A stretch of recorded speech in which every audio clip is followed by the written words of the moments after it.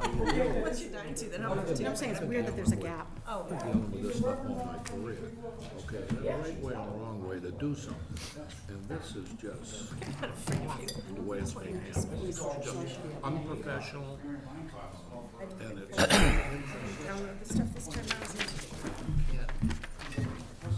grasp it. Jesus, Joseph And I don't know if you saw the last thing when Sergeant Good and everybody, the open hearing when everybody was. I was there. That's right, you gave us. I would totally turn it. All right, I'd like to call this March 5th, 2020 meeting of the Finance Committee to order. Tonight we'll be following the published and posted agenda. First on the agenda is approval of minutes, so we have quite a few. We've set from September 26, 2019. Do I have a motion? I make a motion that we accept the meeting notes as presented for September 6th, did you say? September 26th, September 26th, 1919. 2019. 2019. We really have a long way to go. Yeah, I was going to say, it's going to be a long night. Yeah. Do I have a second? I'll second. Any discussion? All those in favor? Aye. All right, second, we have a set of minutes from February 6th, 2020. I make a motion that we accept the minutes from February 6th, 2020 as presented. I'll second. Any discussion? All those in favor? Aye. I was not here, so I will abstain from that one. Okay, we still have a quorum for the vote. And then the final set is February 13th, 2020. I make a motion that we accept the meeting minutes from 2013 as presented in the year 2020. February 13th, Oh, 2020? is that what I said? Yeah, I'm sorry. That's okay. I wasn't here, so I can't second. I second. Any discussion? All those in favor? Aye. Aye. And I'm abstaining. I wasn't I here. have to abstain because I wasn't here. Okay. Still have a quorum. All right, moving right along. We have the review of the fiscal year 21 budget for the Finance Department, which includes accounting, assessors, information technology, and treasury and collection. With us this evening is John Souza, our Finance Director / Treasurer. Good evening, Mr. Chairman, Finance Committee members. Evening. I had an opportunity to meet with Anita, who serves as a liaison for the Finance Department, about 1 week ago. And Anita reviewed the budget with me in detail for all 4 divisions within, and be glad to walk you through some of the highlights tonight. As you review the budget request handout that I passed out, the first page is just a summary for each division. That's pretty much has not changed much, but just gives someone that may be new to the process or whatever just a summary of all the different duties that or the main duties that each office is responsible for in the town. The next page highlights some goals for each division for the coming year.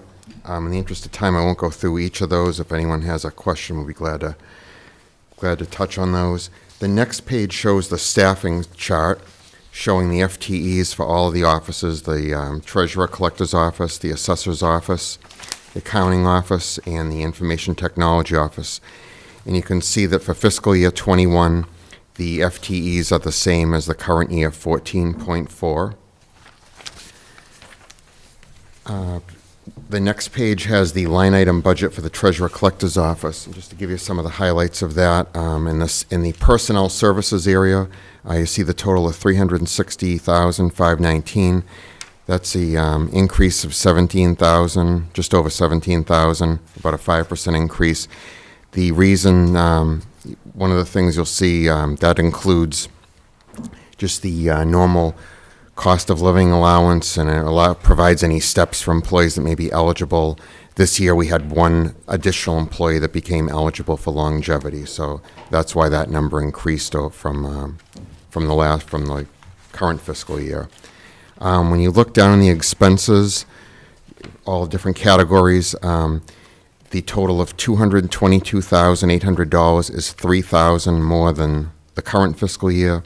That's under contract services. The reason for that is that you may have heard the Commonwealth of Mass Secretary of State's office changed the fee structures for the Middlesex Registry, all the Registry of Deeds throughout the state. And so whenever we record tax takings, which are basically liens or the releases, we formerly had to pay $75 per document to record them.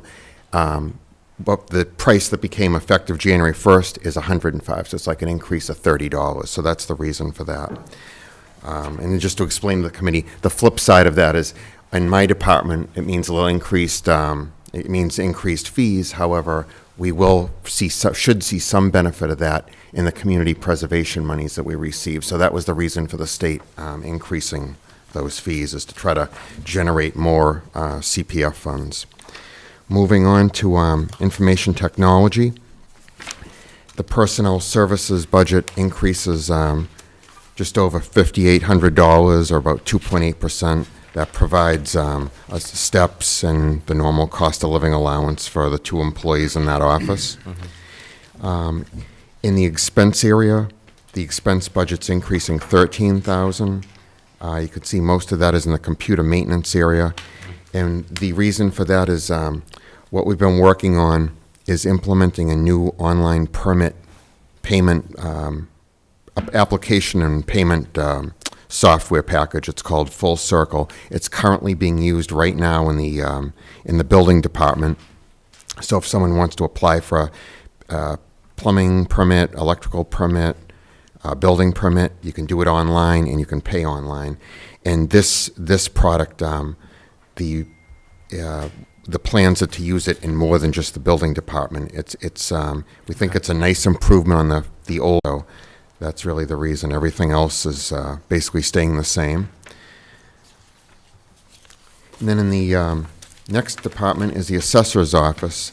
And in that office, you'll see the personnel services are decreasing $13,594 for the coming year.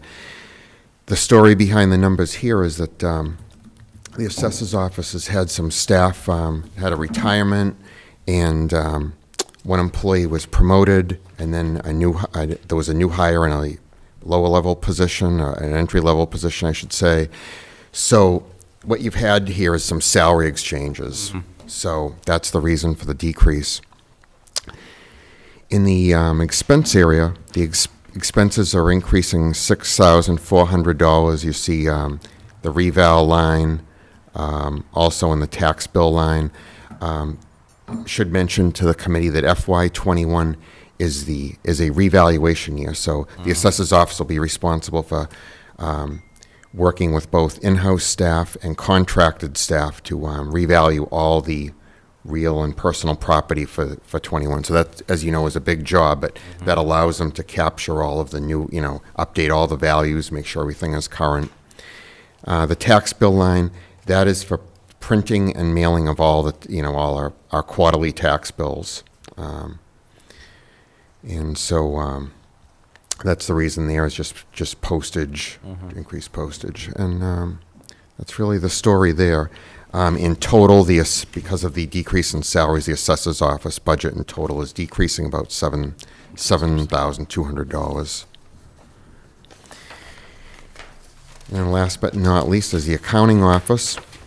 The personnel services budget is increasing just over $10,929 to $342,759. It's about a little over a 3% increase. That's to cover, salary, the normal 2% salary increase and steps for any eligible employees. When you look at the expense budget, it's increasing $4,350 to just under $56,000. The reason for that is the last expense item that you see. It's our OPEB, or our actuarial update, that we're required to do. And just to explain to you the reason for the difference in the cost is, in years past, the normal process is we would hire an actuarial firm to do a full actuarial update of all the employees and retirees, and then those numbers are then used on the town's financial statements. And what would happen is you would do it every 2 years. With the new GASB standards, we're now required to have the consultant update those every year. They don't have to, they'll still do a full full survey of all the data from, they need files of every retiree, every employee, all their personal data, such as their age, because that factors into the calculation, the years of service. But in the interim year, they basically just do they look at the cost assumptions, all the different financial assumptions, and update them. So the consultant has agreed to bill us, instead of billing us like $8,700 in one Yearly. year. Yeah, just yearly, so Got it. the cost is divided in two, if you will. Can I ask a question? Sure. Is our overall profile of our current employees, is it changing a lot? Are we getting, is the profile of the age and all that of our current employees, is that changing a lot? It's something we'll have to take a look at. I mean, we have had some retirements in the last year or two, but I think the general overall trend is, you have to word this carefully, the retirees that we, everybody knows, whether Parse it's your the words. corporate world or the Yeah. municipal world, people are living longer lifespans now. So the thing that's probably going to drive the number is, not as much as the active employees, but the retirees the pool of retirees that we have now will probably be expected to live longer lives. So that's going to impact, may result in, if All you think those- about it, right, health insurance benefits being provided for a longer period of time. But we'll just have to, the good news is All those fun-loving actuarial tables. yeah, those fun-loving, yes, exactly. The good news on that, though, is, we are making progress. It's going to be, it's not something we're going to solve in 5 years, 10 years, but we are working on paying that down, the long-term liability. So, and that's really, the audit that you see, the audit firm has agreed to hold their price level for 3 years. So this is the second year of a 3-year deal, so we're pleased with that. Is that Powers and Sullivan? Powers and Sullivan, Yeah, yes. okay. And that covers the cost of all of the, the town financials, and which includes the school budget, so. Good. And then the last page is just for your information, it's a breakout of employees and salary, just so the salaries tie out to what's in the budget. And those are published yearly in the annual report anyway? Yes. Yeah. Perfect. Does anybody have any questions? Nope. Pretty straightforward. Thank you, John. You're not going anywhere, though. No. Next on the agenda, we have the review of the fiscal year 21 budget for the Board of Health, and John Suze will be delivering that this year. Thank you. So Anita Rass had called, and you had called me, just asked me to pinch hit for Sue this year. So we're, what I'll do, just to run through, on the first page, you see the Board of Health's mission statement, their goals and objectives. What I thought would be most helpful, for time is limited, is to go to the budget comments. I'll just go through some of those points, and then we'll look at the line item budget in detail. So one of the things the Board of Health office has been dealing with over the last 6 months has been some transition. As you see in the narrative that Sue Rosa prepared, a departmental assistant retired back in October. A new departmental assistant was hired. So Sue has been working with that individual to, train them, bring them up to speed, and things of that nature. More recently, the public health nurse resigned to take a position in a slightly different field. So that's something that they'll be working on as well, filling that vacancy. Some of the key points here is, with the continued threats of West Nile virus and Triple E, mosquito control, as we all know, is crucial. So you'll see there's an increase in the mosquito control line of $1,000 just for spraying and various activities. The director notes that the board has seen an increase in complaints over the years, which often require follow-up. Staff has to be sent out to do inspections. Legal notices have to go out to individuals, and increasingly they're being sent by certified mail to prove that they were delivered. It notes that the other charges and expenses line, an increase, that's increasing this year. She has $1,200 allocated. That line, I took a look at it. It's basically medical supplies and some testing. So if the Board of Health has to test something, whether it be a body of water or things of that nature, that's what falls in that line. It's noted that there was, with the additional inspector, some of the costs increased that you would expect because they're having two vehicles for the inspectors to travel around and inspect various establishments. One of the things they had a need for this back in the fall is they were using a copier that they had had for a long time. I believe almost 10 years. They had bought it with grant funds, and the grant funds are no longer available, so they had to lease a copier. When they looked at it, that was kind of the best option they had. And, they also want to mention that even though their requirements with their state mandates haven't changed, it says for upcoming, the fiscal year in '21, the state's decreasing funding for emergency preparedness activities. So, Shocked. yeah. And one of the main goals that Sue will be working on with her staff during the coming year is kind of ties into what I mentioned about never before have you been able to apply for a permit or pay for a Board of Health related permit online, and that's something just like the building commissioner has worked on. Sue and her staff will be working to adapt forms and allow for residents and businesses to be able to apply and pay for permits online. So Will that be through that same software that the? yes, the Okay, full perfect. circle. So Okay. that will be the same exact package. Great. So yeah, and also I should mention too, I don't want to steal the thunder of the both public safety chiefs that are here, but they're also using that same system. So Yeah, they can that was speak actually more my to next that. question. Yeah. So and I also want to recognize the assistant town manager, Mike McCall, did a lot of work to evaluate the various software packages that were out there, and this one was chosen. Mike worked together with a committee of department heads, and this package made the most sense economically, and also because we wanted it to be something that various departments could use and not have all different software packages That's for great different offices. because this causes confusion and Yes. leads to more response Yeah, we wanted to requirements. try to avoid that. Yeah. So the next page, when you get past all the narrative of the budget, is the line item budget, and you see that the personnel services is increasing about just over $9,400, or 2.4%, to $400,503 for the coming year. That's due to steps and the usual cost of living allowance for employees. In the expense budget, when you review it, it's increasing $5,310 to $36,160. The main reason for that is there's the copier is that's $3,360 under contract services. The $1,000 for mosquito control that I mentioned. The $550 for the line item where the medical supplies come from. So in total, the Board of Health budget's projected to go up $14,755, or about 3.5% for the coming year.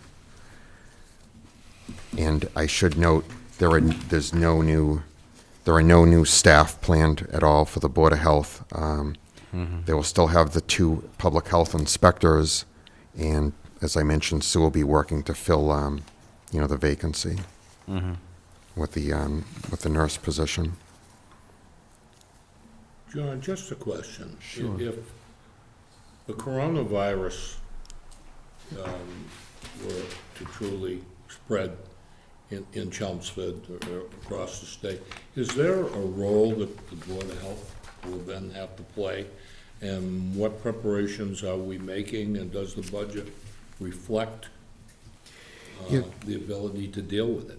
Yeah, the Board of Health would have a role at the local level. They have been doing, I know Sue and Kerry and others were doing training so that involves a whole bunch of department heads. So if something had to happen, if it was some emergency, even though, for example, myself, I will admit I don't have a medical bone in my body, but I do understand finance. But Darlene and I and others, the town manager, the assistant town manager, several of the department heads, a plan has been, they're working, they have a plan in place, and many of us will be called, I may not have a medical role, but Darlene and myself would have some type of a finance role to make sure that there's money available to fund things and, operations can go on. And so they do, Sue could speak better to this than I could to tell you the exact preparations, but I know I was involved in one of the meetings, as was the town manager and police chief, fire chief, several other department heads,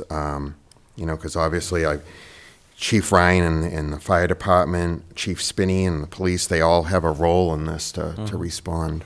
It's also, Steve Maffetone, our emergency management director, has been an active, following with the Board of Health and ditch and public safety during this week, as, doing briefings and keeping on top of this, because it's gonna involve everybody. Mhm. Something new every day, I would say, coming down. Yeah. We got OMS protocols that just came down today, and I would think, talking to Sue Rose before this meeting, the table that you're sitting at right now, we wiped it down. Prior to that, you're gonna see more of that.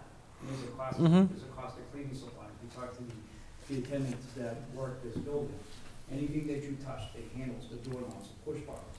We're looking to increase cleaning these buildings. We do it at the firehouse, we're looking to do it here. So yes, to your point, there's gonna be a cost to that. yeah, and that, something like that would be something that we have a Finance Committee reserve fund for. We also have a stabilization fund if necessary. So for unexpected and unforeseen costs that are extraordinary, that's kind of what's there for. So is that the answer? The answer is that if we require additional funding, it will come out of the stabilization fund or out of the finance? Well, the Finance Committee Reserve Fund would be the First, first yeah. place to approach. And we've only expended, we just did a expenditure out about $55,000 back when Darlene was in for that transfer. Right, for that the occurred student, back the in Neshoba student. February, yeah. But we still have 300 and some odd $1,000 in the account for things like that, and I'm sure we'll be approached if necessary for that. Yeah, but the response is driven by the state. Yes. There may be a possibility, the feds have put money in that they're gonna send to the state. We don't know if the state would then, it really depends on how it materializes. The state theoretically could assist the towns with an approach, but bottom line is, but the certainty is in the short-term future, it's gonna be the town doing the Mhm. cost. If it's a catastrophic thing, then you may see some federal state reimbursement at a later time. At this point, we're on our own. In terms of the financial aspect, but in terms of the response aspect, it's all driven in Massachusetts by the Mhm. Massachusetts Department of Public Health, the governor's office, and so forth. Because you don't want 351 individual response plans at the state. No? Whereas in other parts of the country, you could have countywide response Yeah. plans and be a little more sensible. Okay. Any other questions? John, thank you very much. Thank you.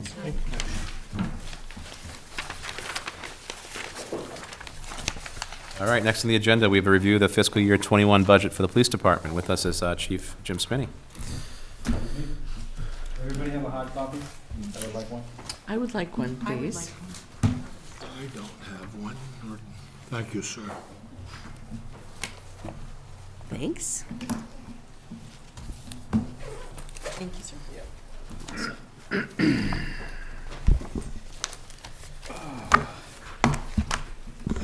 Briefly on the coronavirus, before I begin, just to let the committee and the community know, myself, Fire Chief Ryan, Town Manager, Steve Maffetone, and Sue Rose have already had a number of discussions with regards to possible future protocols. We're looking at things like additional information being passed on to dispatchers to ask additional questions. We're looking at equipment that will be provided to first responders if we get to that point.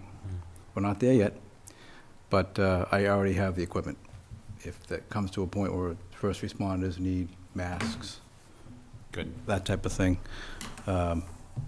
Effective masks, too, Yeah. not like some of the ones we're seeing. Right. We're not there yet, but if we do, we are preparing, and I think we're in a good place. So hopefully we don't get there. Yeah, the other reason I raised it is because, this is the budget, and if there's Right. a need to put some more money in, Exactly, we should do it. right. But that being said, I just wanted you to know that as far as operational preparedness, we are having discussions. So, all right, so good evening. Good evening. Another year for the police department. Which one am I hitting here, John? Oh, there we go, I'm sorry. All right, so as usual, I know the committee likes to go over some of the goals, and I'll expand on each one. I'm sure the community would appreciate it as well. So goals and objectives for FY '21. Apply community policing strategies and initiatives to prevent crime, focus on quality of life issues, continue to expand workplace safety training in the community. So we have hit almost every place of worship in town as far as safety training. We help them form safety committees. And the most important thing is it's a new way of thinking. So in addition to places of worship, we've hit a number of private companies that have asked us to help. And we've done a number of municipal buildings in town as well. So that will continue.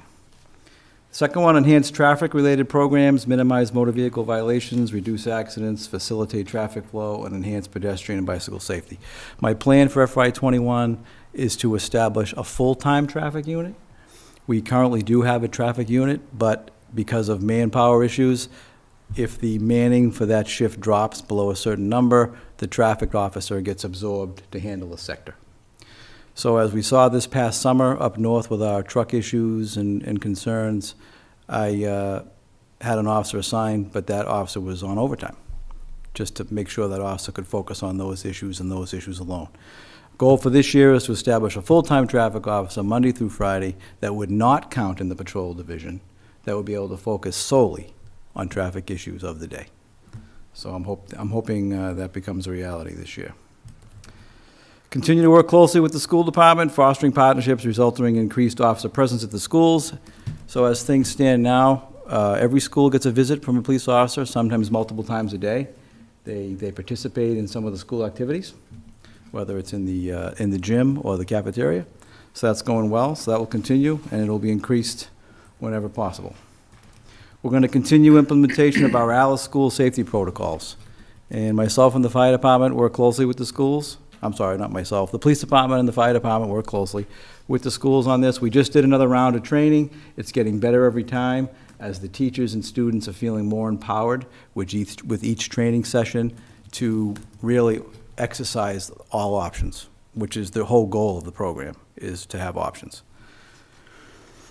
Continue to build on our school resource officer program. So that's gone great the last 3 or 4 years. As you're probably aware, we now have 3 full-time school resource officers every day in our high school and in both middle schools. So that was really a 3 or 4 year goal of ours, and I'm happy to say it was achieved. And I've had great collaboration with Dr. Lang and all the principals. It's really made the program run very smoothly. And I always try to, every year we try to get better with our usage of social media. I think we're doing an okay job at social media. There's always room for growth. The police department does Facebook, we tweet, but there's a ton of room to expand on that. Some departments that you've probably seen, they do like daily updates on really hour by hour what's going on in town. We're not quite there, but we're striving to get better every time. And continue to work with our local and regional partners regarding the ongoing opioid crisis. So I'm happy to say that the grant that Chelmsford participates in, which includes 4 other towns, we just got a second clinician. We're in the process of trying to get a second clinician. That's one of my goals this year, to increase that program. So we'll have 2 full-time clinicians as opposed to sharing the 1. So as you can imagine, that'll have a great benefit to our community. We're at the point where the clinician is deployed with the offices at certain calls. And with 2 of them being activated, we're hoping that happens more and more often. So if we have a mental health crisis call, and the clinician's actually with the officer, I'm sure you can appreciate that streamlines the call.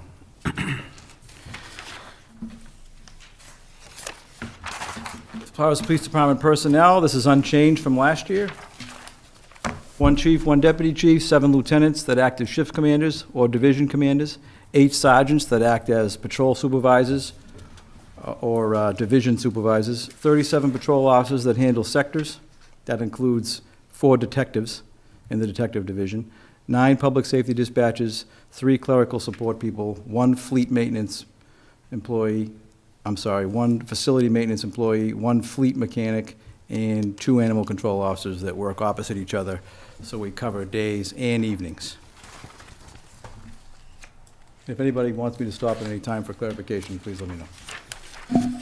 As far as police department personnel broken down by division, this is just another way to look at it. This is unchanged from last year.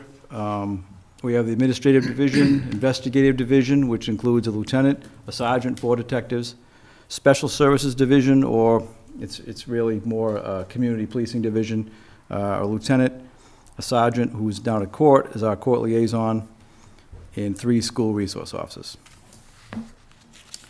And also under the special services division, which isn't here, is our traffic unit. And when we have the manning, the traffic officer performs traffic function. Patrol division made up of 41 personnel, 5 lieutenants that act as shift commanders, 6 sergeants that act as patrol supervisors, and 30 patrol officers. And Sorry. When the school resource officers are off vacation, is there a fill-in, or is it, like, are they rotated if someone to fill in, or are those 3? if so the someone's not answer to there, the question is no. Okay. So when a school resource officer takes a day off, there's not a school resource officer in that. Now, if there's a special event at a school, and that particular school resource officer is off, we'll pivot one of the other ones in there. Okay. But typically, no. And then what do they do in the summer? It would get reintroduced back into patrol. Okay, thanks. So and that's when we need them the most. Mhm. So then the shifts are all supplemented, Yeah. which requires less overtime and better shift coverage. We get the motorcycles out, the bicycles, so it's very helpful, especially in the summer. I've tried to make this more readable this year, legible, but it's still a little smaller for my liking. I'm sure Chief Ryan's will be better. No competition, all This right. is just, this is something, feel free to absorb later, but it's just a flow chart of the department, basically. On the left is really your operations, each shift broken down. As you can see, they're all balanced with the same amount of supervision, which is key. On the right is really the administrative functions with clerical and custodial and vehicle maintenance, and then below that is special services. So it's a nice balance. The span of control works well, the way we have it set up, where, the officers know who the direct supervisors are, and it just makes for a better flowing chain of command. Okay, we'll get into the budget. I have here FY '20 compared to FY '21. It's a significant difference, 13.9% increase, and there's some logical reasons for that. First and foremost, we have a new collective bargaining agreement for the patrol officers, which was a significant agreement with a lot of changes. In addition to cost of living for the patrol officers, the steps were reduced because we weren't in parity with other towns. We weren't competitive. We were not competitive with other towns with the way our step scale was. It took too long to get to the top. Our hiring level was too low, in my opinion. So the town and the Patrol Officers Union, worked diligently to get a new collective bargaining agreement in place. The steps, like I said, were reduced, which caused a number of personnel to loft into the next step. So when you drop off a step, obviously everyone had to go up one. So in addition to cost of living, there was step reduction. The educational incentive was modified. We had over half the patrol division not getting the same amount of educational incentive as the other half. That had to be corrected. So that is the reason for that significant increase. I did try to break down, in addition to the CBA, I have made a significant request in overtime increase for FY '21. The $400,000, for those of you that have Form 2, you can take a look at it. It is not included as a slide because it's just too much information to put on a slide. But for the last 4, 5, 6 years, probably even beyond, the overtime budget for the police department's been at $400,000, and it's been grossly inadequate, especially when you equate that to the fact that there's been a number of collective bargaining agreements since that time. The officers are making more money. They make more money on overtime. Training is increased. Cost of that training is increased. The shift replacement on overtime is increased, but yet the 400 has remained the same. So if you look back, you'll see that typically the police department is in the $600,000 range. So what I've done for FY '21 is I put together realistic line items. We need $600,000. And that's not anything frills. That is for this police department to operate at an optimal level with 70 employees. That's what I need. We have used a grant to offset that, but you can't depend on a grant. A grant should be extra. A grant should not be something you depend on. And while I do not see the grant going away anytime soon, I don't think it's a good idea to depend on it. So my recommendation is for the overtime budget to be funded at the appropriate level moving forward. And when we do get the grant and it's extra, that can either be applied towards other excessive areas or can come back to the town. Some areas that have caused the increase is really, the reason I'm requesting the additional overtime, in addition to shift replacement, is that we have a ton of additional training now. That's more than ever. We do more training, and in most cases, biannual now, than we've ever done before. And I've tried to, I'll list a few of them here. Dealing with emotionally disturbed persons, crisis intervention training, violence de-escalation training, our tactical training with less than lethal safety systems, for those of you who don't know, these pepper spray systems, our beanbag deployment systems, our batons, these all take large amounts of training to operate them safely and correctly. Our tasers is a several-day training several times a year. These are complicated systems that need to be trained on a regular basis. It used to be, we used to shoot once a year. Those days are long gone. The officers shoot 2-3 times a year now. We incorporate the less than lethal tactics. It's constant. We have also added to our training collaborative active threat training with the fire department and Trinity and our other regional partners. This is done, some cases, twice a year because we have to. Substance abuse training. A few years ago, this would have been unheard of. This is every year now.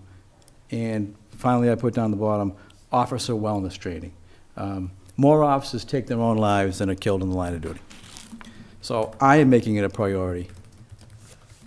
I am making this a priority for my officers to get wellness training for their own mental health.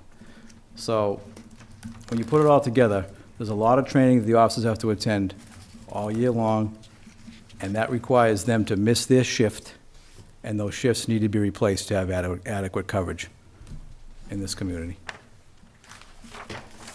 Is the training mandatory? Yes. Great. And if it isn't mandatory, then I'm making them go anyway, because you need that well-rounded training. And I would be remiss if I did not have them go to some of those things, even if it's not mandatory. We have to be there, you know. So just hours-wise per person, about how many hours worth of training is that per year? Well, Sorry to put you on the spot. yeah, I mean, 8, 16, 20. Well, CIT training is 40 hours alone. Yeah, well, So yeah. for one training, that's a week to get. Wow. Crisis intervention training is a 40-hour training. And is it like you actually go away for a week, or is it They one go to- day for Well, no, it's 5 days? Monday through Friday. Monday through Friday? Yep, 8 hours a day. Wow. So when that officer goes to that training, which is pretty much every year now, I have to replace him on the shift. Wow. And in some instances, if I send the officer on his day off, I have to pay him. Do we host training events, Yeah, or those? yeah, we do. We try to host as much as we can, and when we do, we usually get a couple free seats. So the training room holds 60 people. We have thrown it out to anyone that wants to come do a training, and they have. We've Good. had legal update there, we've had animal control classes there, you name it, we've had it there. And usually we'll get a little bit of a bonus of a couple seats for free. That's good. So at that point, now I'm not paying for the training, but I still have to pay for the officer Oh, to the be replaced. coverage, but yeah. Right. So, Well, that's good, because But it's good. that's a nice room. yeah, and we try to use it as much as we can. So that's personnel expenses. I've moved on now to, I'm sorry, that was personnel salaries. I'm moving on now to expenses. And we're going from 767 to 824, an increase of $57,000. And on the next slide, I've kind of broken that down why. So as far as expense issues, we're budgeting fuel for $2.40 a gallon, and that's with federal, it's a better rate with some federal, minus some federal taxes. The average price for fuel last year was $2.10, but I always try to build in a unknown what-if factor, because obviously if things went higher than what I'm budgeting for, it could be a problem. As far as expense issues broken down, actually you have a decrease in electric costs. That's due to the entire police department. The police facility was gone through last year with state-of-the-art light bulbs that dim, and that saved us significant costs. However, I'm asking for increases in vehicle maintenance. Recruit expenditures was severely underfunded. That was only funded at $6,000. It cost me $10,000 to hire one person. When you factor in academy, psychological examinations, occupational physicals, equipment, academy costs, academy equipment costs, in addition to the other equipment they need, initial uniform costs, firearms training, firearms ammunition, you put it together, I'm spending almost $10,000 for a human being. So I'm asking for that line to be funded at least $20,000 a year. We're leveling off now to the point where I think we're not going to be doing the kind of hiring we've done the last couple cycles. So I think that's what's needed for there. An increase in overall staff education. The courses are more money, simply as I articulated on the other sheet. There's more training now than ever. That training is not always free. As a fact, most of it is not free. So I'm asking for an increase in that line. The outlay line of $20,000, I'm asking for that because we are going to a taser lease program. Right now, we buy the tasers, buy about 15 of them. I want to move to a lease program. And why do I want to do that? Because every 3 or 4 years, the taser company discontinues the current taser, creates a new taser that is inoperable with the old one, and it won't even fit in the same holster. We eat that expense every time. Cartridges too. Cartridges too. So under the lease program, it includes unlimited use of cartridges, unlimited repairs to the devices, software, iCloud software for tracking, whatnot. These devices, they're very temperamental pieces of equipment, and they go down quite a bit. And when we buy them, we eat all the repair costs. So although this $20,000 now is going to be it's about $18,000, but it's going to be like a lease for a vehicle. It's never going to go away. But we'll always have the state-of-the-art equipment with full funding of all the accessories. Batteries, And repairs. cartridges, repairs, software, that'll be covered as part of that money. And when Taser decides to replace the instruments with the new version, it'll just be like leasing a new car. We'll just get the newest ones with the holsters and whatnot. So- And how many years will that amount be constant, or is there Well, it's going to be like a constant, but they're 5-year cycles. 5-year cycles? And then by the end of the 5th year, there'll be a new device, most likely, and then we will just roll into it. I'm not locked into it. Yeah, I am. Actually, I am. I am locked into the first 5 years. But if it didn't look like it was making a lot of financial sense, We discussed it when we met, and the cost of maintenance and cartridges and replacement and everything like Right. that, it just made sense to the lease. yeah, the cartridges are very expensive, and we use a ton of them for training. So when we train on them twice a year, the officers are popping off 2 or 3 each, and that's an expense that adds up. How many times, like, not in training, like, how many tasers are used, like, in the year or something? We like- average a couple of deployments a year where the officers had to actually fire the harpoon, the actual prongs. Oh, Probably a couple a year. Couple times a year where we'll have to use that use of force, yes. In addition to that, there's the drive stun, where the taser is pressed against somebody, and that's more of a, kind of an electrical, like a jolt? that's supposed to be to make someone that's resisting comply.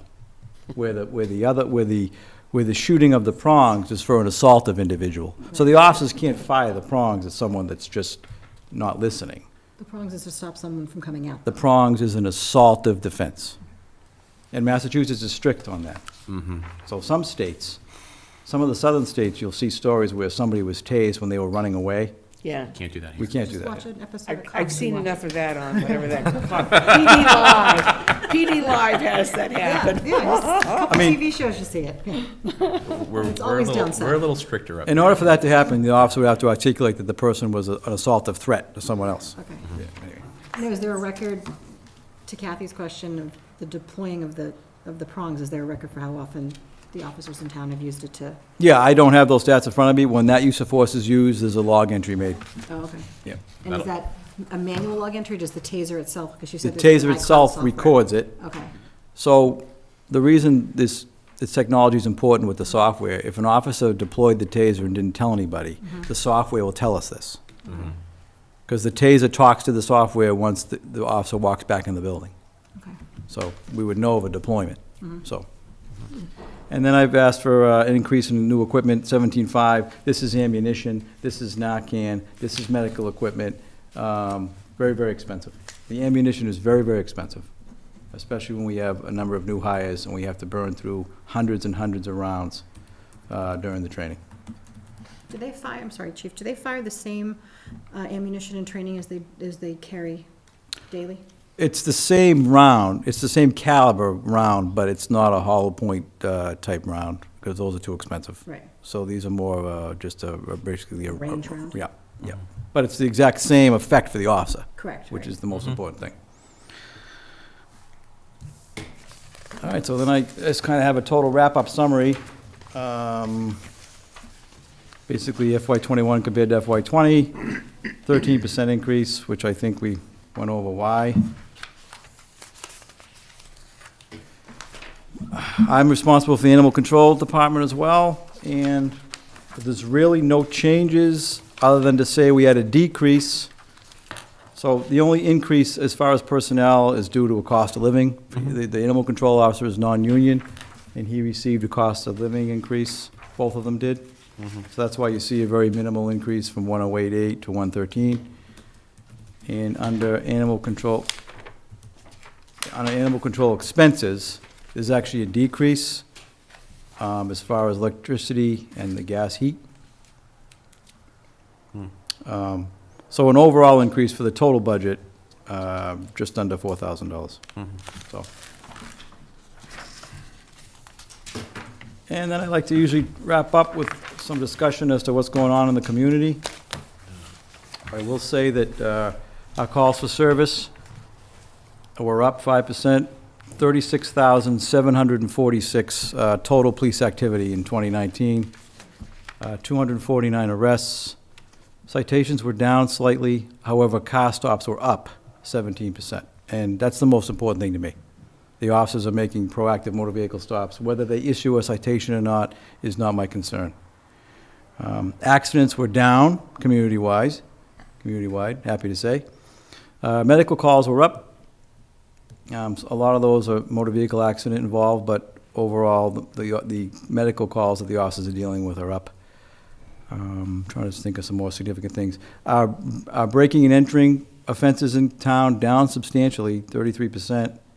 Our vandalism reports, which usually plagues this community, is down.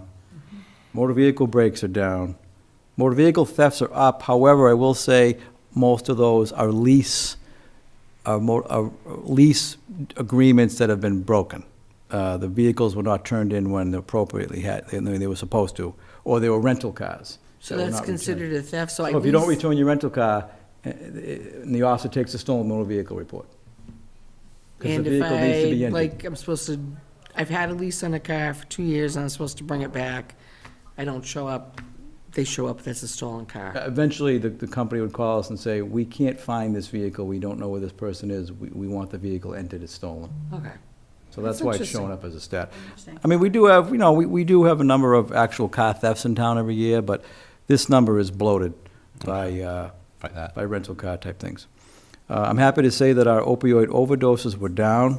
Right. I think that number was, I think it was more like 47 last year. I'm sorry, in 2018. And in 2019, only 2 fatals as opposed to 4 the year before, I believe. Unfortunately, our fraud crimes are up, and that's really nationwide. It's just, it's unfortunate that in today's world of the internet, many of our senior citizens are being taken advantage of with scams. And we're seeing all too many of those. So, Chief, if I start with the vehicle stops of the 6,600 and on complete eyeball, that's like 12,000-ish things. What's the difference from that versus the 36,000 and activities? Property checks, Oh, okay, anything initiated, but most of it's calls for service. okay. Like, it's just calls. We get, a lot of calls. Yeah. This department is really calls for service driven. I've tried to explain that a number of times. I know when the traffic concerns come up in the community, where the officers handling the sectors have very little time to actually set up and just run radar. Yep. They just can't. That's why I really would like to get this I mean, they do. I mean, as you can see, 6,600 car stops in the year is great. It's up. It's Yeah. up a lot. But, the calls for service really plague the officers as far as, I mean, it's their job. I get it. But I wish they had more time for more proactivity. Okay. But it's busy. It's a busy town. During the day, 90,000 people. A lot of traffic in town too. So, most of that is calls for service. But there's other things the officers initiate, like I said, property checks and just other observations or foot patrols. They call those in. That becomes a log entry. Residential alarms, that's like my smoke detector, my smoke alarm goes off. That would probably fall under, we do respond to Yeah. smoke alarms. But no, this is more like a burglar alarm. Oh, burglar alarm. So the reason that's going down is people are moving towards more enhanced systems. Or better system. The blink and whatnot, that it goes right to their phone. Or the ring. Or the ring. So you're seeing people less relying on these big companies. And the companies are getting smarter too. They call the people first before they call the police. So the homeowner is being notified of a false alarm, hopefully, and it never gets to us for a call. So that's why that number's down. So that's a good thing. So it's a waste. It's good for the people that do it too, because that's a chargeback. Yeah. Usually. If It's a waste of false resource alarm, too, yeah. to scramble two officers to a house alarm that's nothing, but we're happy to do it because that's why we're here. And then I added just a little violent crime comparison, just for the community and the committee. Chelmsford continues to be an extremely safe community, especially for one so large. The way I have it broken down in here is the likelihood of being a victim of a violent crime in Chelmsford isn't even 1%, 1 out of 1,000. It's 0.88 out of 1,000 residents that you could be a victim of a violent crime in Chelmsford, as compared to the state, which is still low, 3.4. So Chelmsford's well under probably not even a third of the state level of odds of being a victim of a crime, violent crime. So, and that's my presentation. If you field any questions. Well, I feel safe.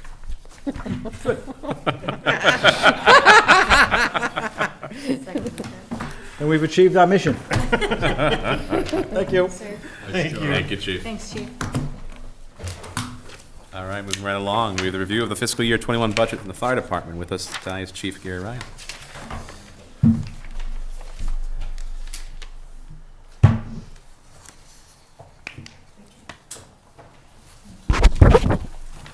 Thank you. Thank you. Thank you. Well, look, he's got color. I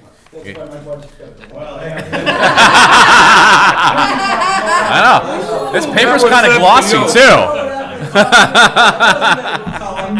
And wow, the paper I can't wait till you. Wait till you see his PowerPoint. I can't wait till you, yeah. It'll be wild by the org Information chart. and all. Good evening, everybody. Evening. Mr. Chairman, members of the board. After reviewing my operational needs and having met with the town manager, finance director, and some members of this committee, I'm proposing the following fiscal 21 budget. The overall operating budget is $6,654,792. Personnel budget is down. It's down to $5,956,813. It is down for a couple of reasons. One, we have a number of retirements. So if people at the higher range retire, we replace them at the lower salary line. Number two, no collective bargaining agreement, but that is subject to change. When we go to arbitration, as Chief Spinney said, that will probably jump significantly. And the third thing is we eliminated a line item. We eliminated the PTO line item, which is typically was budgeted for $40,000. That only applied to 4 members of the department: myself, the deputy chief, my assistant, Anna Griffin, and the mechanic. We already had those funds budgeted in the salary line item. It made no sense. I've sat down with the finance director, the town accountant, there was a recommendation to eliminate that. So that's been taken out. Expenses. Expenses are up. Expenses are up primarily because our vehicle maintenance budget has jumped. It's jumped 125% in 4 years. We knew this was going to happen. We knew there would be a jump. Our trucks are getting older. We knew there'd be a jump, not to this extreme. This is something we're keeping an eye on. And quite frankly, I think even as we get newer apparatus in, these trucks have more electronic parts. In some sense, it's good because we can attach the truck to a laptop and find out exactly what's going on. Once we find that out, we have to, go about taking it apart.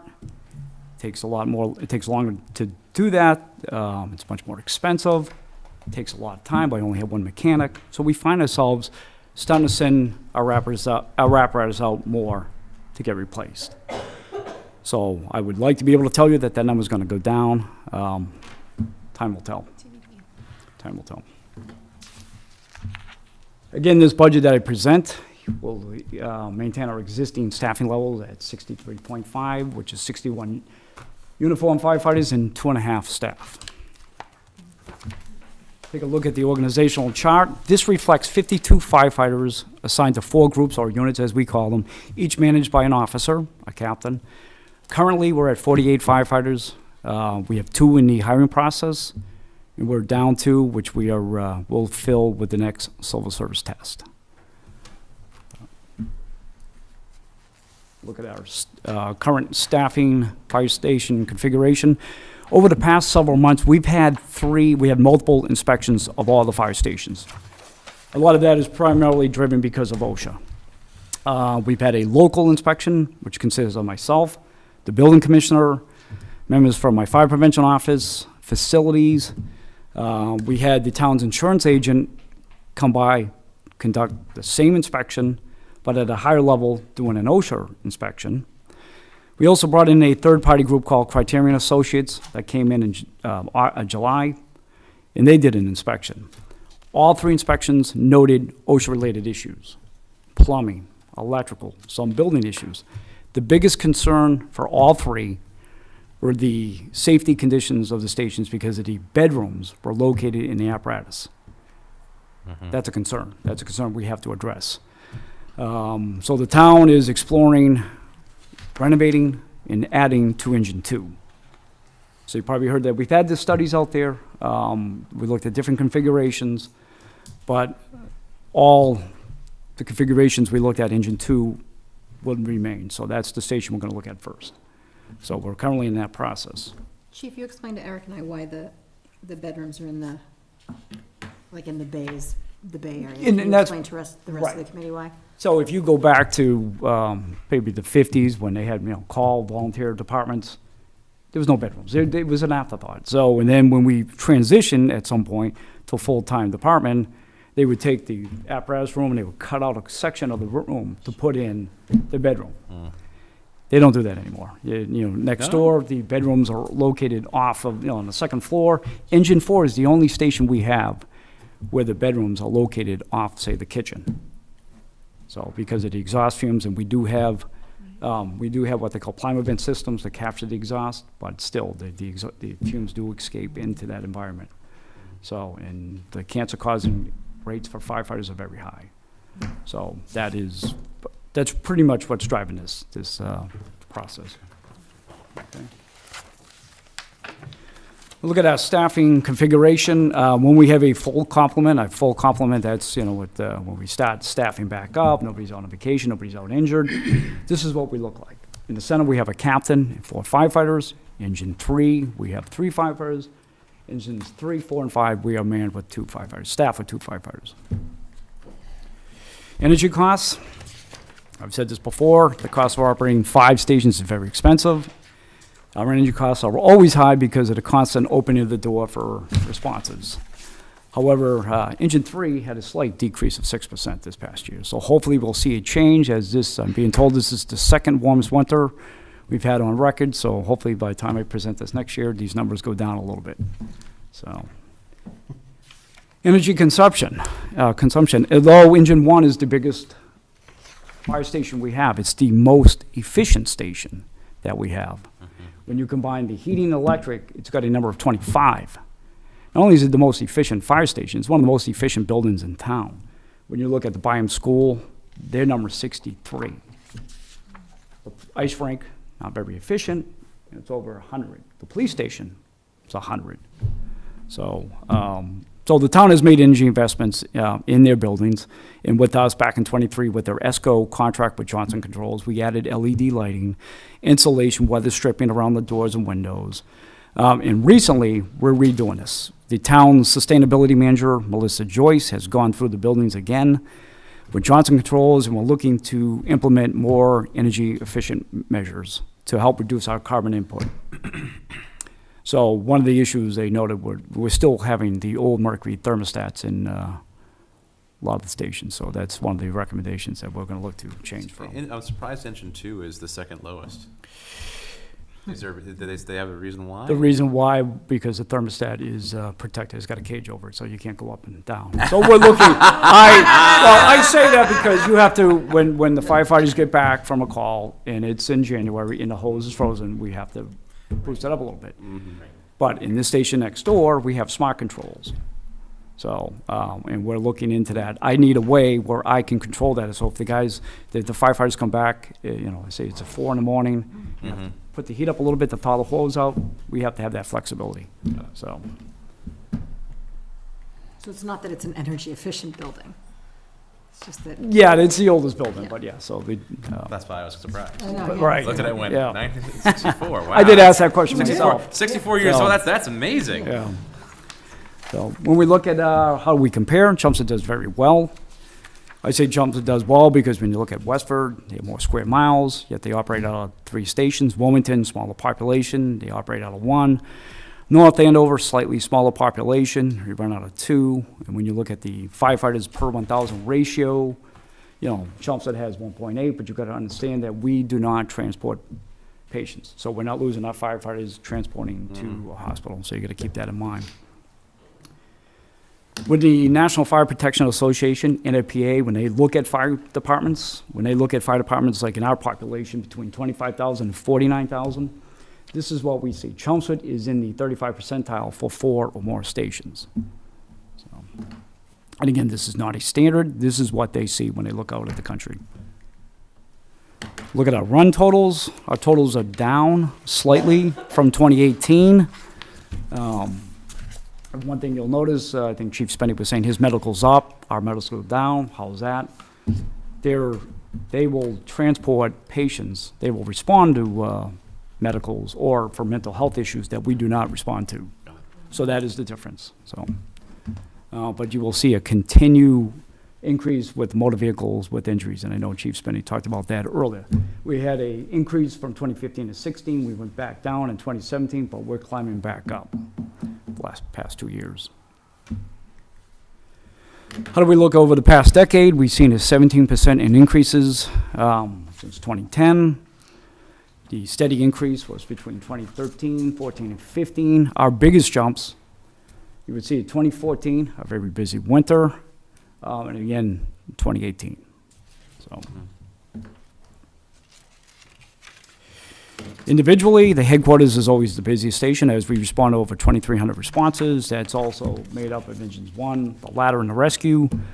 As the study that we had earlier last year from Criterion Associates, we're starting to see, we had to plot out our calls. We had 3.5 years of data that they plot out. And this reflects it. Engine 3 now has more calls than Engine 4. They do heat signatures showing where our call volumes are. In Drum Hill, Route 3, Technology Drive, they're picking up on the calls. Yep. So that's what we're starting to see. Overdose data, I know Chief Spenny touched on this, so my thanks to Trinity Ambulance. They're a great partner for not only responding to these calls, but also providing data. As Chief Spenny said, 2019 was our lowest year for overdoses since 2014. Wow. Over the past couple of years, we've always hoped that we've reached the peak, and we finally got there in 2019. So it is our hope that our educational and outreach efforts are paying off. And I say our hope because there's a increase of supply for Narcan. So I know the thought is out there that there are more people out there with Narcan, and maybe they're not calling us. But I'd like to be hopeful and that our educational outreaches are helping. So when we take a look last year, generally you see a spike in the summertime. In 2019 was no different. As you can see, August was the highest month for overdoses. We had 7. What's interesting is our busiest month, August, was Lowell's slowest month in calls for overdoses. So, Why is it busier in the summer? I don't know, it's a good question. I don't know if it's just, maybe Chief Spenny could help me out there. I don't know if you know? It's just more risk-taking with outside, more gatherings, and people go away, leave other people alone, so therefore you're more likely to overdose by yourself. So, Friends getting together, yeah, people, yeah. you know, gatherings. I mean, I think, we've seen a reduction in people. We got the word out, people weren't leaving their loved one alone. Good. Because of the overdose potential, so that's something the district attorney was working on with us, to get the word out, because that's how a lot of people were passing.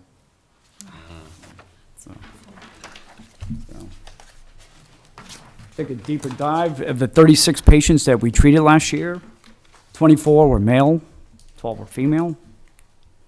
Unfortunately, we had 2 fatal incidents. The average age, almost the same. Male 36, females 35. Response locations, 19 were outside. I know Chief Spinney's talked about this before. They're off Route 3, the rest areas, parking lots. That's where we're finding most of them. 16 times we found them at their homes, and 1 was in a public location. Saturday is the most common day for overdoses, 7 p.m., the most common time. Of the patients that we treated, only 2 of them we had to go back for. So 32 of our patients were one-time response. Okay. We're doing better with this. So that's an improvement for us. So as part of that follow-up, Follow up, the police have the clinicians, yes, we're starting to see an improvement in that. okay. Can I ask you a question? Sure, yeah, absolutely. Of the 36, how many were Chelmsford residents? The data we have, most of the, that we treat are outside residents, not from, yeah, not so. I mean, there are Chelmsford residents, I'm not gonna, Yep, Chelmsford has a of course. problem like everybody, but a good I just portion want of the it. pat. Yep, I'm yep. not Yeah, more than that. yeah. So Narcan delivery, it's an even distribution of Narcan between the police, fire, Trinity. We're, pretty much, we all have it, we all carry it, and we all administer it. Last month, Chief Spinney just talked about suicides. Last month, UMass Lowell hosted the group, the Team Forever Young, which they raised funds for the American Foundation for Suicide Prevention, with the, invest in suicide research, education, and advocacy. The goal is to reduce the suicide rate in the United States by 20% by the year 2025. Why are you seeing this? Because our rates are high. And myself and Chief Spinney, we had a presentation for Marion Ryan back in October. You're going to see more presentations as we go forward. Mental health is a big issue. The Senate, Massachusetts Senate just overwhelmingly, unanimously passed mental health awareness bill. I believe it's in the House now, where they're putting mental health on the same level as trauma care. Everything from screening, care, insurance. So it's getting the attention that it needs. Why is it important? Because we've seen a 21% increase from 2013 to 2017. That is the latest data that we have available to us. Oh, my God. So it's an issue. So how do we fare locally? Locally, from 2011 to 13, we've had 11. It jumped to 16, 2014 to 2016. Suicide was considered an older male issue. However, 28% of the patients that we respond to are under the age of 30. It's getting younger.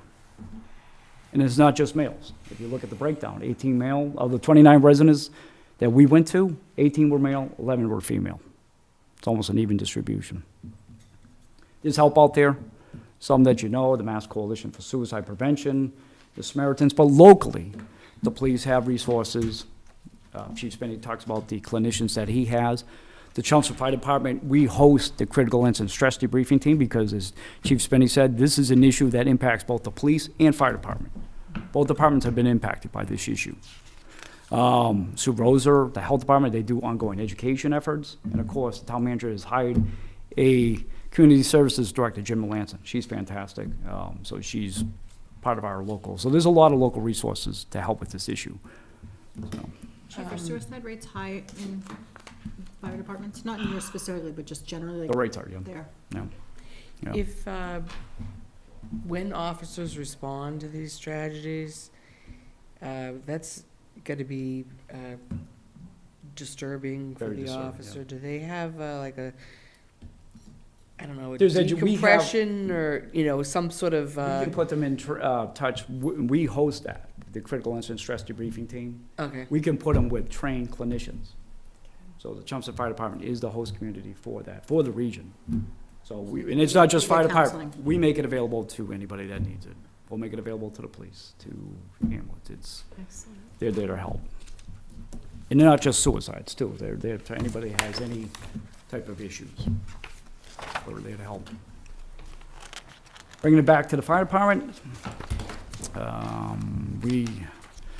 Capital Committee, thankfully, they've approved our request, I should say, to replace our 2002 plow truck. Hopefully, we get passage in April town meeting, so with that, we will then turn our focus for our fire prevention vehicles, getting a little older. And if we're fortunate to replace them, we will replace them with something a little more fuel efficient. Always mindful of trying to be a green community. Take a look at our apparatus. In 2014, when we opened the new fire headquarters, we opened it with 2 new pieces of apparatus, a new ladder truck tower and a new engine. So we're thankful to the town manager, Paul Cohen, thankful to the town meeting, thankful to the staff, thankful to the town residents for that. However, in 2007, the town realized we had an aging fleet and aggressively went about replacing our fleet within a 2-year period. And you can see the dates up there. But we're coming up on that 15-year replacement cycle. So that's going to require a significant capital outlay. I say significant because we're looking to replace an engine in fiscal '22 for $785,000. Fiscal '23, we're looking at replacing the rescue for $857,000. Fiscal '24, replacing another engine for $820,000. And we're looking to replace a truck in 2023 that's going to be 25 years old. So there are a lot of decisions to be made in a short period of time. I just want to bring that to everybody's attention, so. Yeah, that's been looming large for a while now. Yeah, so, but we are thankful, we are going to be taking possession of a new truck in April. So we are thankful for that. So, and finally, when we look at engines, in the population, again, National Fire Protection Association, when they take a look at stations, staffing, equipment, when you look at, in our population from 25,000 to 49,999, Chelmsford is in the 1% for having 5 or more engines. So we're very competitive. So, any questions?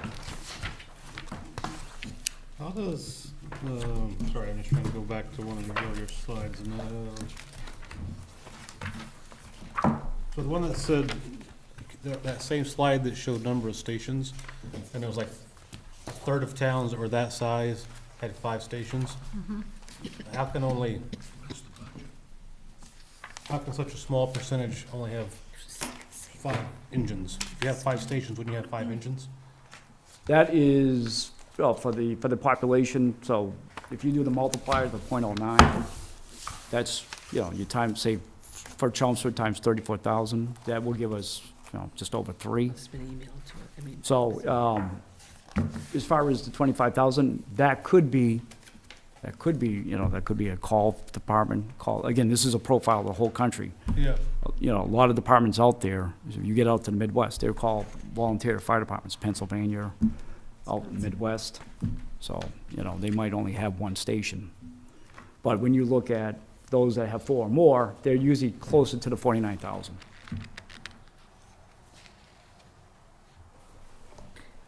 How many stations does Billerica have? 5. 5. They have 5. Yep. Boric is redoing one of their stations.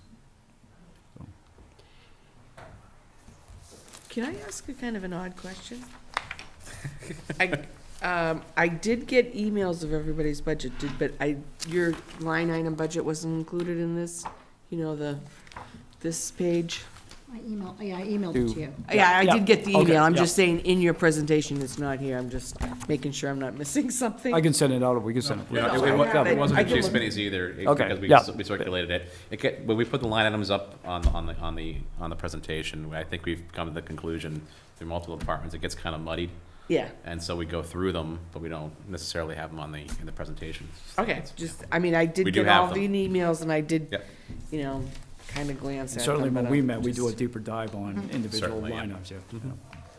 So, any questions? Thank you. All right, thanks, chief. Thanks, Chief.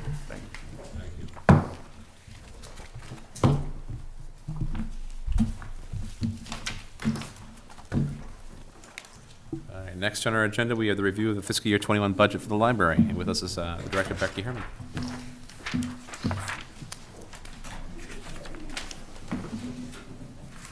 Having a little bit of presentation envy because they are doing their PowerPoints. That's right, you don't normally come on the night that they do it. I've just got the old-fashioned paper. Each other though, so don't worry about that.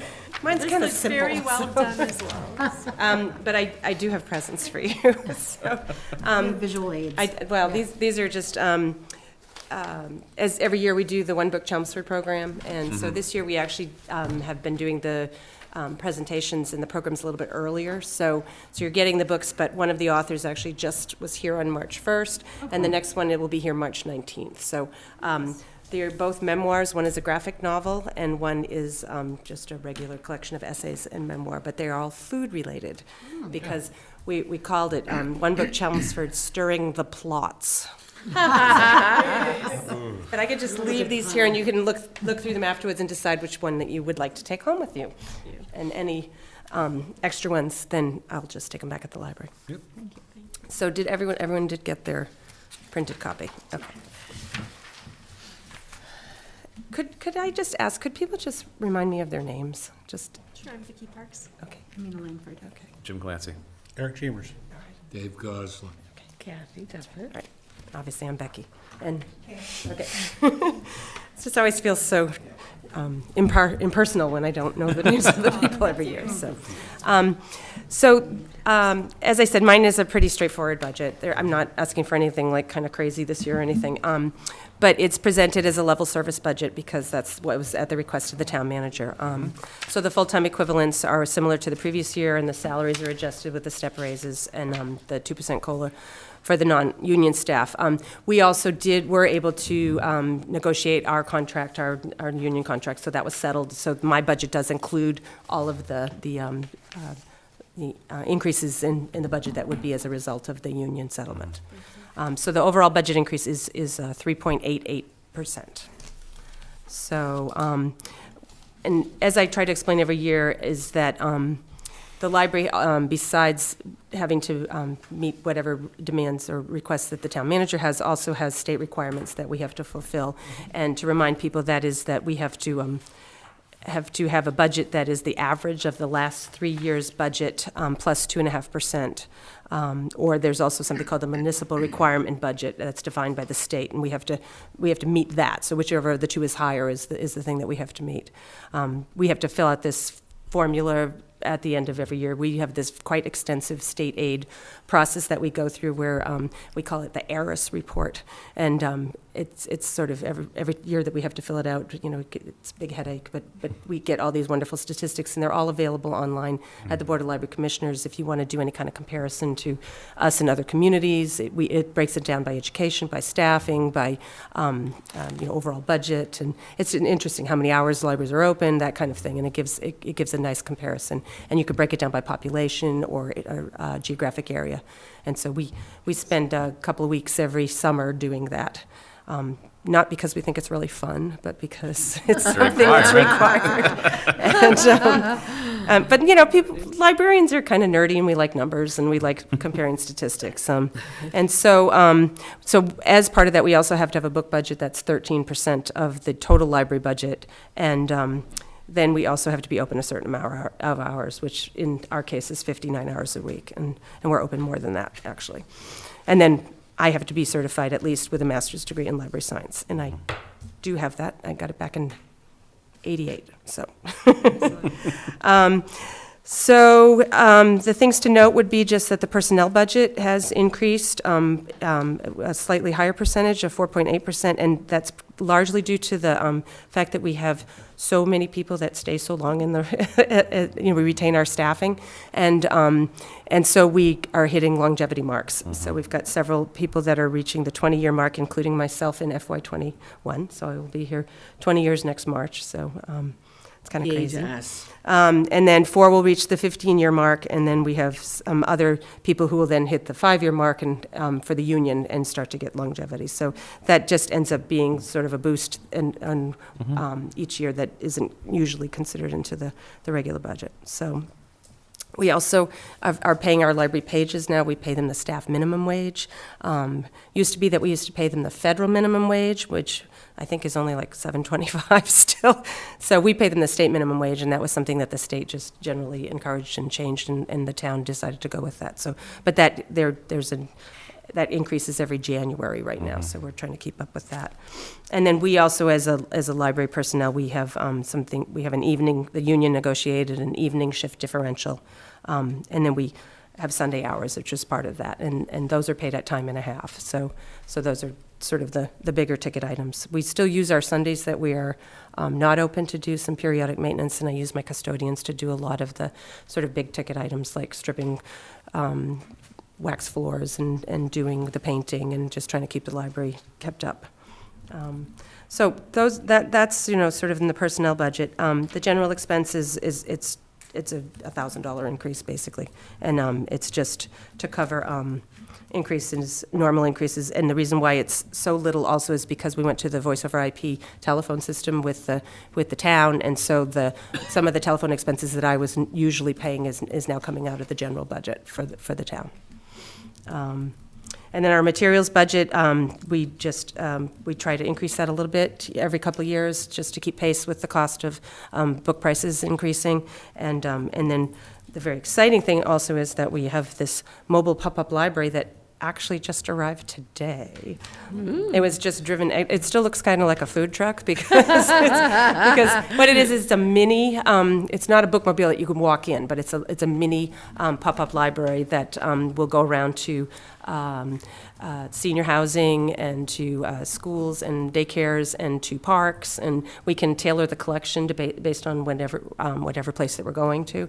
And so in addition to a little bit of an increase in our collection money with us, the Friends of the Library also gave me some money towards that too, and so that we can just tailor that.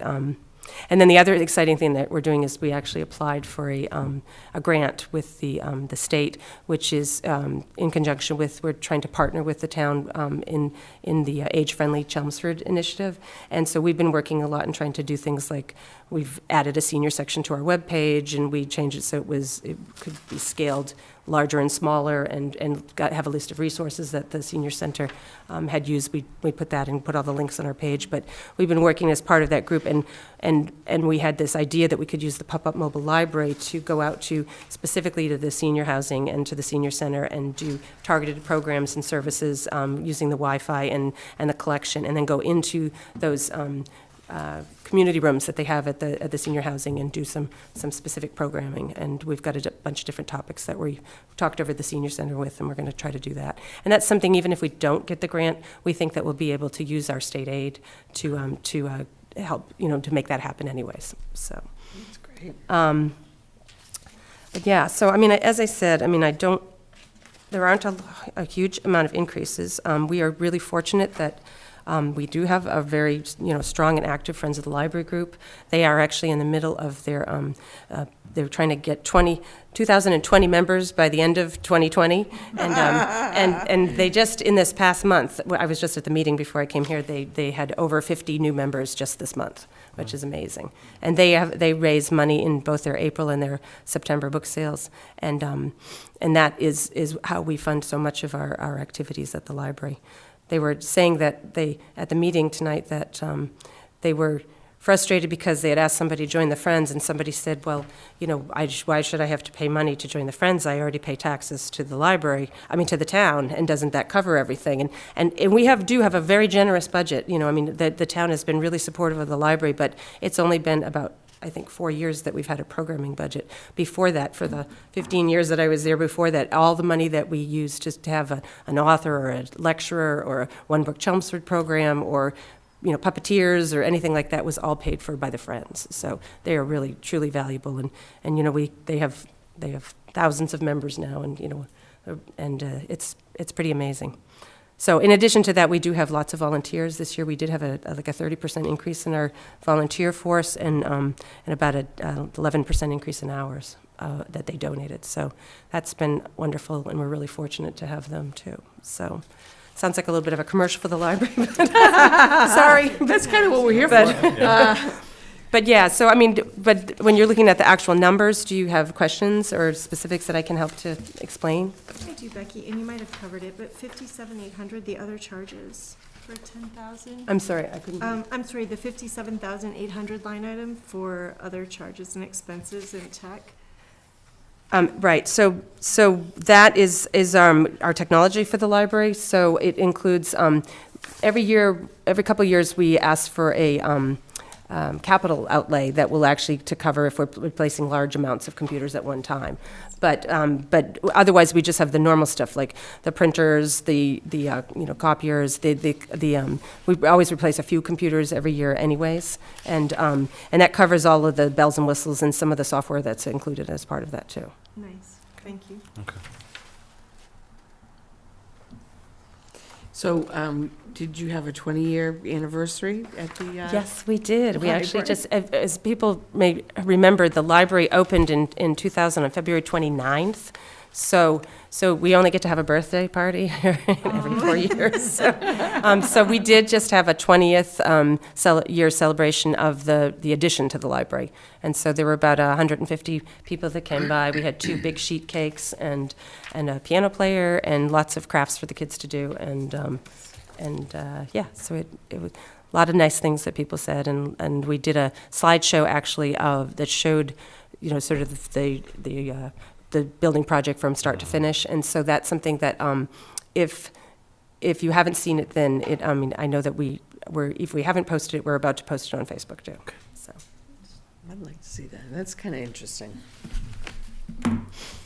So as I said, mine is kind of low tech, even though we do lots of technology at the library. But I think it's a fairly straightforward budget, and Yep. and I'm just happy to still be working here, and All right. if you have any, Did you beg him to do that, or did he demand to do that? you know, it's kind of funny. I did it as a joke that I put it on there because when I went to do my presentation to him, because we have to do a presentation to John and Paul too, and I just sort of slid it over and I said I'm not trying to bribe you or anything. But no, it was actually Paul. He every year participates in the community readathon, and so lots of the town employees come in and ask us to give them recommendations on books to read there. So somebody happened to catch him in the act. Yes, that is a children's book. It does Yes. have pictures. Little pictures, big pictures. Okay, thank you for explaining what you'd be I used for, know. too. Okay, that's good. That's good. Nice clarification, Becky. All right, any other questions? Okay. Thank you. And if you have anything else that you need me to follow up on, then you can just email and I'll be happy to answer you. Thank you very much. Thank you. I'll take one of the, should we pass the book pile along, or what should we do? We can take a look after. Okay. Yeah. Yeah. They'll get back to me if you don't take it. All right. Next on the agenda, we have a discussion regarding the budget hearing and Springtown meeting warrant article schedule. So, what do we have left? We have Chelmsford Public Schools, we have Community Preservation Fund, DPW, and Public Facilities, Neshoba Valley School District, PEG Access, and Veteran Services. And then we have a bunch of warrant articles, the more important of which that wouldn't be included in another discussion would be the air quality study, which is a citizens petition, and then having Dave McLaughlin in regarding the Cranberry Bog Dam tree removal and maintenance. And then maybe Tricia coming in to talk about the preservation of historical but vital records. I know that's one of her related articles. So, I know tomorrow we're meeting with Gary and Steve, Eric, so we'll see if they want to come in next week. I know initially we talked about Neshoba Valley coming in on the 19th? Yep. Okay, so I'll make sure I had that correct. Linda, Community Preservation would like to come on the 12th. On the I'm 12th? meeting with her on Monday. Okay, if we can see if Trish is available that night too, because Telemedia, the preservation's that same night. Chelmsford Telemedia also, I don't know if you saw that email. Was I did asking not. for the 12th. Okay, the 12th. Okay, so Pete coming on the 12th. We'll see, So the Chelmsford Public School Department, we're meeting them on the morning of the 12th.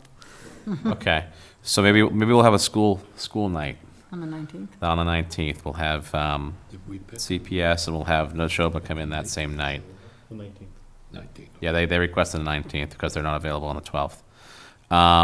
So maybe we'll see if Steve and Gary want to come in next week, if that works for their schedule, because they have a lot of the subsequent articles too, such as the Chelmsford Forum ice chiller refrigeration system. I know the Southborough School partial replacement for the roof. Talk about the easements. The easements for the roadway purposes are still going forward. Okay.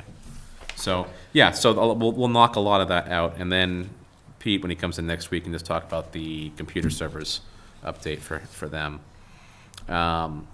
So that will pretty much take care of that. I'll reach out to Ken, see if he wants to come in regarding the amendment for the Board of Health to 5 members. I don't know, would Ken be the most likely person to talk about that? Okay. All right, perfect. And then do you think we'll be voting on the 26th? Is that how? Because I'm just going to, I mean, I'd like to.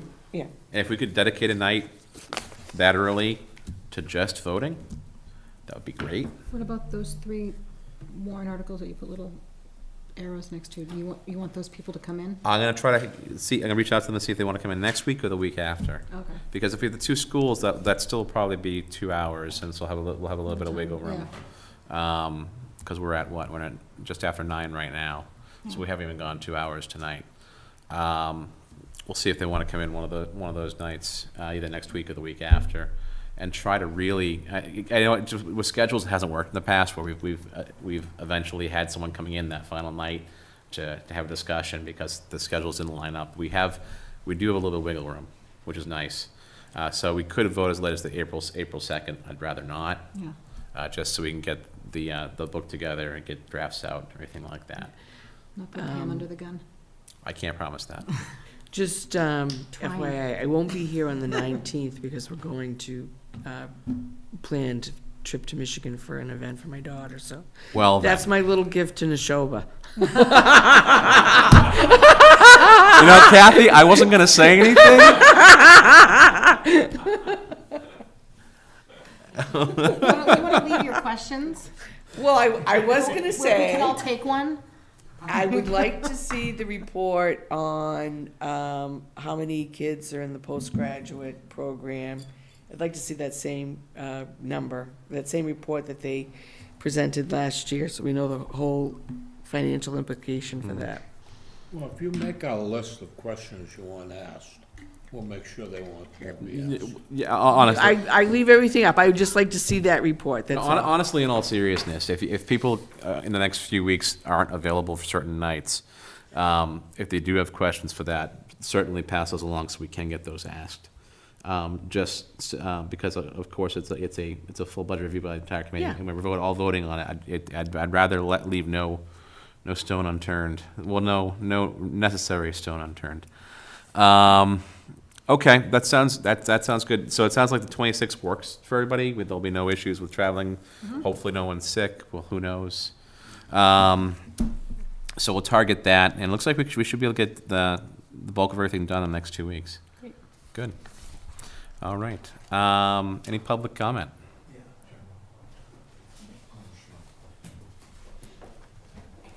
We never have public comment. No, we'll take advantage of it. This seems strange. I know, it's a little No, weird. and this is more public information awareness. Of course. As you're probably aware, the financial markets are in a turmoil. Yeah. Oh, yeah. The good thing is interest rates.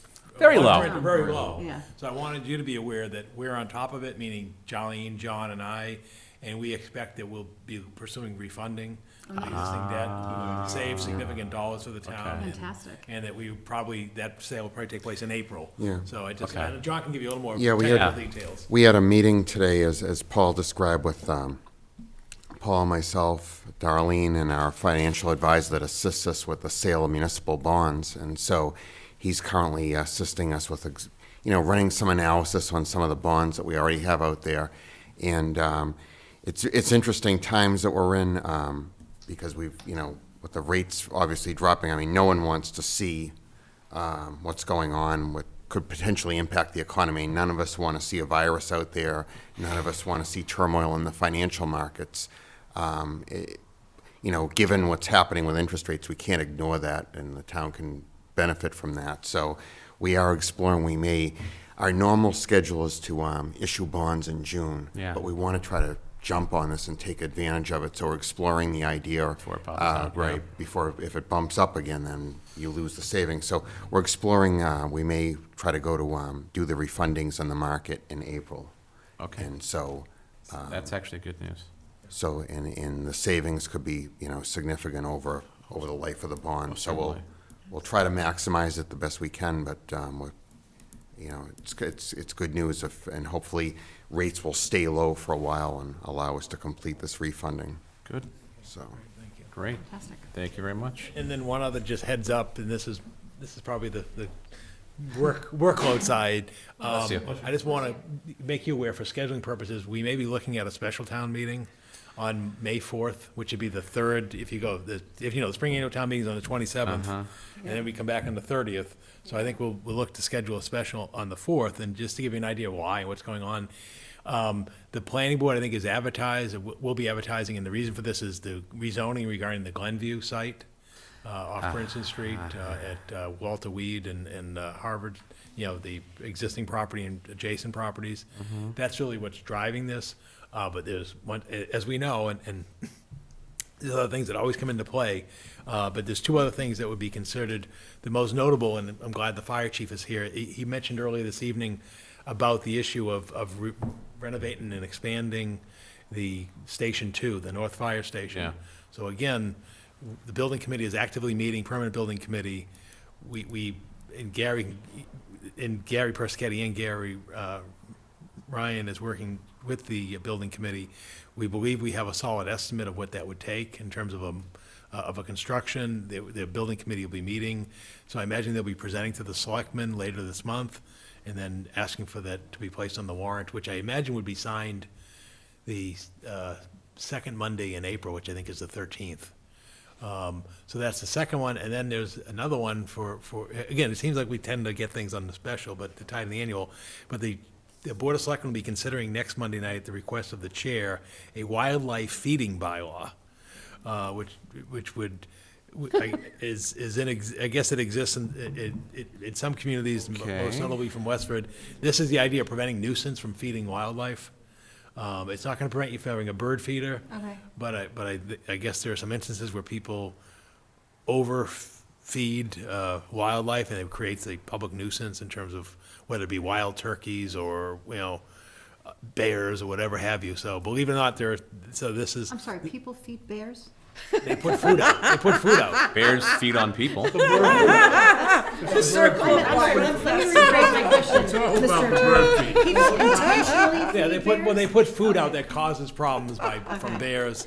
Is You it know, that big a problem that it's actually, well, I guess I'll leave it for the It's on the selectmen's article. agenda for Monday night that was posted today, so I just wanted I've to- read articles where people put out the wrong food for deer, and then the deer get sick, and then they die, and they're, Yeah, all I'm saying is, Close the proximity board will of be it. considering this, and again, if that were to take place, that would be on that warrant as well. So, again, you're looking at a warrant that would be signed the second week of April. I know it's not a big window, and I know we're sensitive to big windows, but as soon as we get information, we'll get them to you, as soon as we can. like I said, the zoning article has already been advertised.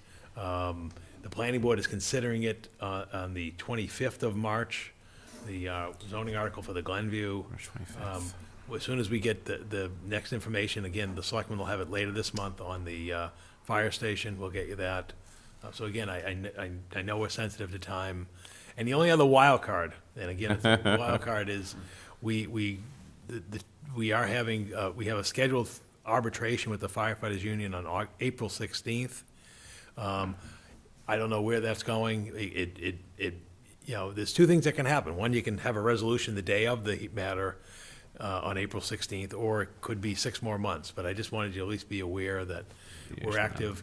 You may have read recently that we had a mediation regarding the police superior officers that was not successful, but I just, my whole thing is very sensitive to the fact I want to keep you alert and aware of potential things that may come your way, so. So anyway, as information comes available, we'll be updating the selectmen, we'll be updating you, but I just, for planning purposes, you're looking at 3 nights with the annual and spring town meeting at this point. So. Do we have any movement or information on the Princeton property, the old UMass Lowell West Campus? No, that we had a recent enforcement action by the I noticed fire that. chief and and with consolidation with the police chief and the building commissioner about the people getting into those buildings. So an enforcement letter was out and a demolition order for demolition.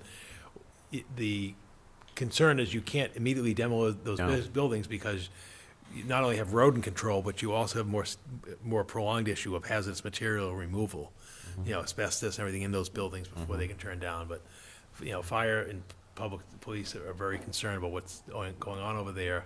But no, we've not had a approach, because it's gonna take a town meeting vote. You're gonna rezone that property that's now a single-family home is going to take a town meeting vote, but there's been nothing brought forward. Yeah, no, that's why I asked, because of the special town meeting, That might be a special at some period At of some time. point in the future, especially with the rezoning ask at the Glenview, which is across the street. Yeah, okay. Yeah, so just- There's no project brought forth from about that property? No. Just someone has. And it's almost going on to a year Yeah. that the property was acquired. So we anticipate something will come because there's significant carrying costs, and now you've got Especially now. demolition costs and so forth.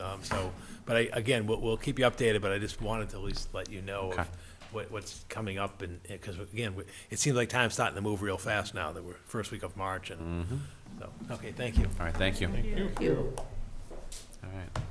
Seeing no press, there would be no press questions. I'll entertain a motion to adjourn. I'll make a motion that we adjourn. I'll I second. second the motion. All's in favor? Aye. All right, see you guys next week. Next week.